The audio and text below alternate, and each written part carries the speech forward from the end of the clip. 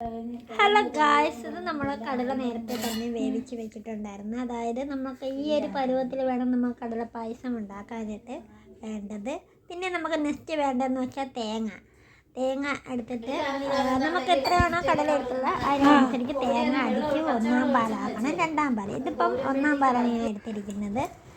പിന്നെ നമുക്ക് നെക്സ്റ്റ് ചെയ്യേണ്ടതെന്ന് വെച്ചാൽ ചവ്വരി നേരത്തെ തന്നെ നമ്മൾ വെള്ളത്തിട്ട് വെച്ചേക്കണം. ഒരു 10-15 മിനിറ്റ് വെച്ചേക്കുമ്പോൾ നമുക്ക് വേവിക്കുമ്പോൾ നമുക്ക് പെട്ടെന്ന് ചവ്വരി വെന്ത് കിട്ടും.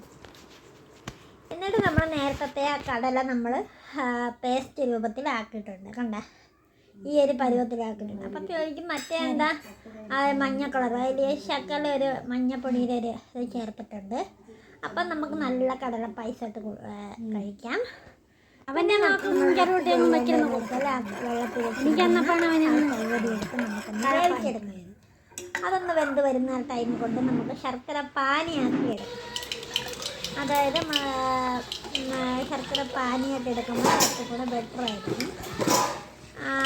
കടല പായസത്തിന് അതാണ് ഏറ്റവും ബെറ്റർ എനിക്ക് തോന്നുന്നത്. അപ്പം നമ്മൾ ചവ്വരി ഓൾമോസ്റ്റ് വേവാറൊക്കെ ആയിട്ടുണ്ട്. അപ്പോഴത്തേക്കും നമ്മളെ ചവ്വരി ശർക്കര പാനിയിലോട്ട് അരിക്കാൻ എടുക്കേണ്ട കുറേ കൂടെ നമുക്ക് വീണ്ടും ചവ്വരി വെന്ത് കിട്ടും.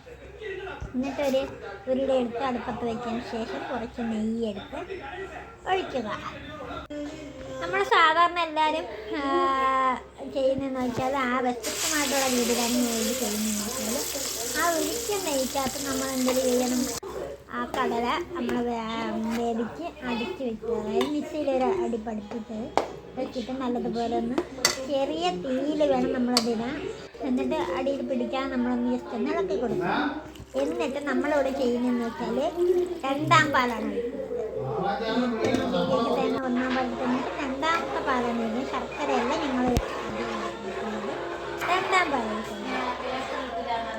കുറച്ച് മഞ്ഞൾപ്പൊടി ഇട്ടെന്ന് നമുക്കറിയാമല്ലോ. ഒന്നുമല്ല, മഞ്ഞൾപ്പൊടി ഇത്തിരി ഒന്ന് ഇട്ട് കൊടുക്കുന്നത് നല്ല ബെറ്ററാണ്.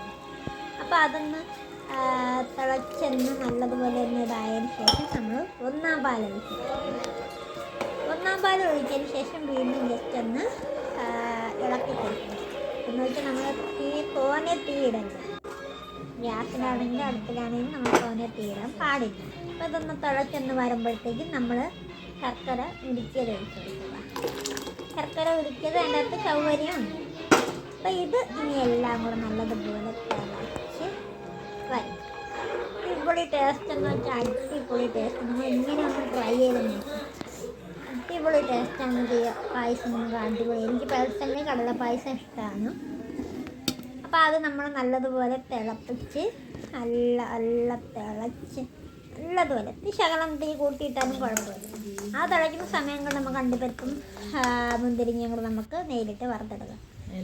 എന്നിട്ട് ഒരു നുള്ള് ഏലക്കാപ്പൊടി. നമുക്ക് പായസം തോന്നിയില്ലാത്ത ഒരു നുള്ളാണ് ഞാൻ ചേർത്തിരിക്കുന്നത്. ഇതൊരു 4 പേർക്ക് കഴിക്കാവുന്നതേ ഉള്ളൂ കേട്ടോ. എന്നിട്ട് നമ്മൾ പായസം ഓൾമോസ്റ്റ് ആയിട്ടുണ്ട്. അണ്ടിപ്പരിപ്പ് ഇട്ടിട്ടുണ്ട്. ഇവിടെ ഉണ്ട്. ഇത് കാണുമ്പോൾ തന്നെ നിങ്ങൾക്ക് അറിയാം നല്ല കഴിക്കാനും നല്ല ക്രിസ്പിയാണ്. ഇനി മറ്റൊരു വീഡിയോ ആയിട്ട് വരുന്നത് ടാറ്റാ ബൈ ബൈ.